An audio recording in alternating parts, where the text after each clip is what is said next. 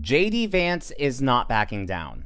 In fact, he's doing the exact opposite and is doubling down, which is the kind of strength and leadership that we need right now. So this past weekend, JD Vance gave a speech in Europe, and European leaders were oh so offended and outraged that he dared to defend free speech. I even showed you the clip of the German diplomat breaking down into tears.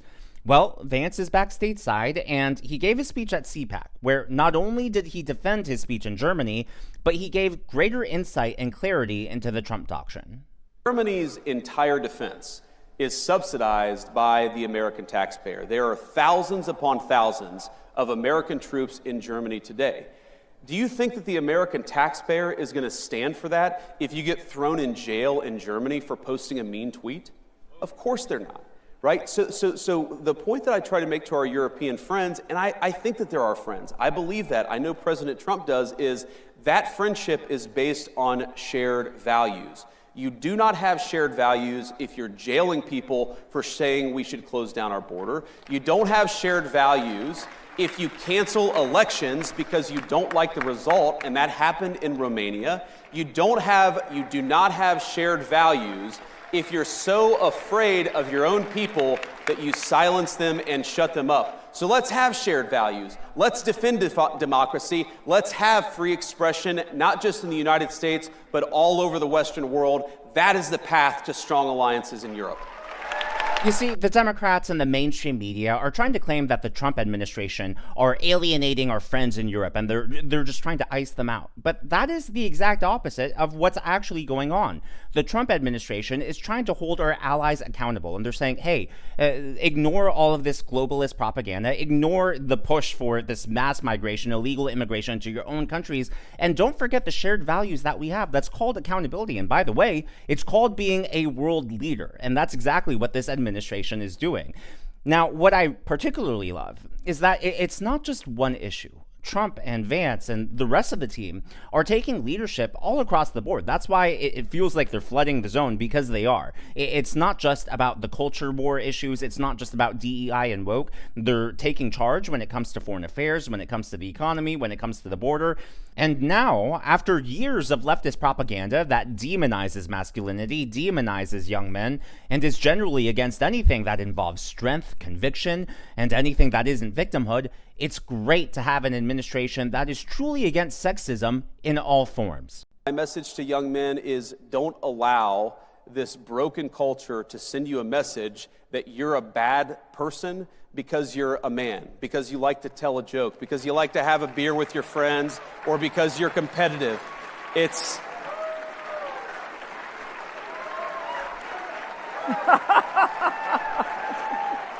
Our message, the cultural message, and I think the president's and mine is the exact opposite, but our cultural message is, I think that it wants to turn everybody, whether male or female, into androgynous idiots who think the same, talk the same, and act the same. We actually think God made male and female for a purpose, and we want you guys to thrive as young men and as young women, and we're going to help with our public policy to make it possible to do that. And not just thrive as young men and young women, but to thrive based on your individuality, on your strengths, on your God-given talents. I think what's happened because of this leftist propaganda is everyone gets pigeonholed into this box, and we have to police your speech, which essentially polices your thought. It removes any sort of conviction, any sort of perspective, and it's just exactly what he said: androgynous, lame, like unidentifiable. You have no perspective, no point of view. And without that sense of self, how could you possibly be the best version of you? How could you reach your full potential, let alone contribute productively to society? And I don't mean that in just the capitalistic way. I think we can all contribute to our communities in ways that match our strengths. But what the left has done by demonizing masculinity, by trying to rewrite our history, is they are creating a generation filled with self-loathing. And that creates a weaker country, a weak culture, obviously weak individual people. And that's very harmful. It creates this culture and sense of victimhood, where you can't do anything for yourself but the government. That is a very dangerous place to be. And so I'm glad that while the administration is taking strong, decisive action on the policy front, they're also trying to set the tone for our culture and saying, hey, it's okay to be a man. It's also okay to be a woman. There's nothing wrong with that. There's no shame in being your true, authentic individual selves. Let's not try to pigeonhole people and divide people based on terminology that kind of seems made up and fairy tale-ish. Speaking of fairy tales, I would like to talk about the Democrat resistance, which doesn't appear to exist anywhere except for La La Land. So here is a picture of Adam Schiff and 4 of his friends protesting the confirmation vote of Kash Patel. As you can see, a ton of resistance right here. Just very high energy, so much joy. Yeah, they're doing well over there on that side of the aisle. In case you've missed it, Kash Patel has officially been confirmed as the new director of the FBI. 2 GOP senators did vote against him, Lisa Murkowski as well as Susan Collins. But believe it or not, this did surprise me and catch me off guard. It was not on my bingo card. But Mitch McConnell did vote yes on Kash Patel. So, hey, pigs are flying somewhere. There's not one here, but hey, it's a big world. If you spot the flying pig, please let me know down in the comments below. So Caroline Leavitt held another press conference today. You just gotta love how transparent and open and accessible this administration is to the press. And she brought alongside her Stephen Miller, who once again laid into the media and is just trying to set the facts straight. It is true that many of the people in this room for 4 years failed to cover the fact that Joe Biden was mentally incompetent and was not running the country.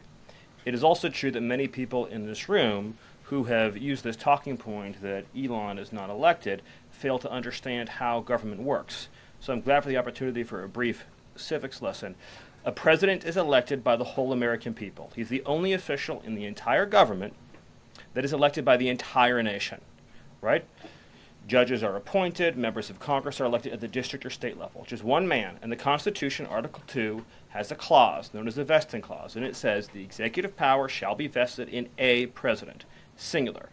The whole will of democracy is imbued into the elected president. That president then appoints staff to then impose that democratic will onto the government. The threat to democracy, indeed the existential threat to democracy, is the unelected bureaucracy of lifetime tenured civil servants who believe they answer to no one, who believe they can do whatever they want without consequence, who believe they can set their own agenda no matter what Americans vote for.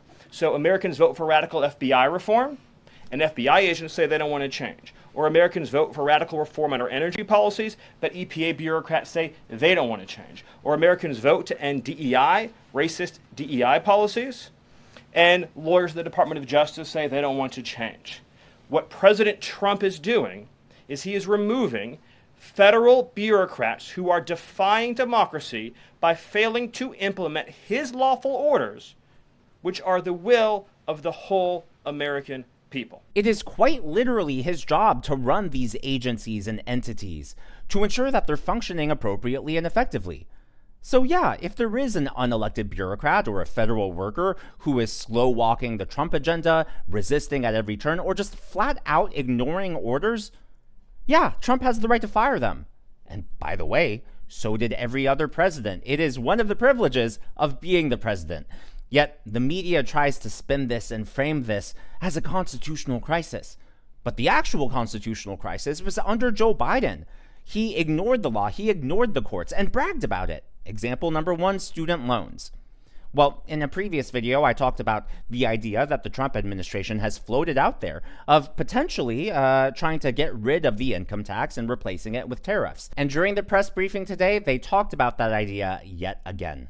President Trump has spoken about replacing income tax with tariff revenue, especially with all this waste, fraud, and abuse that we're seeing cut. Is that a possibility?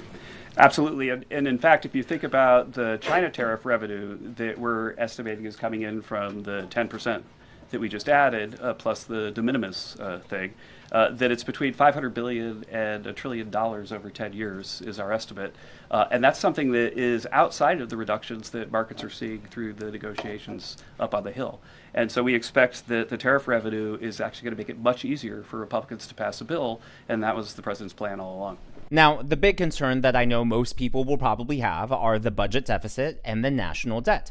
So if we impose tariffs, that is currently estimated and projected to bring in $1.9 trillion in revenue over the next 10 years. If we got rid of income taxes entirely, the federal government would lose about $4 trillion over the next 10 years. So basically, there is a $2.1 trillion difference that needs to be made up somewhere. My argument is, let's see what Doge is able to accomplish. Let's see where they're able to cut spending. Because if you could cut that spending by $2.1 trillion, and the current goal is $2 trillion, then theoretically the tariffs would pay off for all of that, and we wouldn't need income taxes. Again, it's all hypothetical, all up in the air, nothing is official, but I think that those are numbers and considerations to watch out for. And if there are any other factors that you think we should be aware of, let me know down in the comments below. Over in Mississippi, there was a health scare. Their lieutenant governor, Delbert Hosemann, collapsed during a hearing that was being live streamed online. Fortunately, he is in good condition. He's healthy now, but here is a clip of that health scare. These are multi-year payouts. So each of these has several more. Dilbert. Senator Johnson for a motion to recess. So moved. All in favor say aye. No.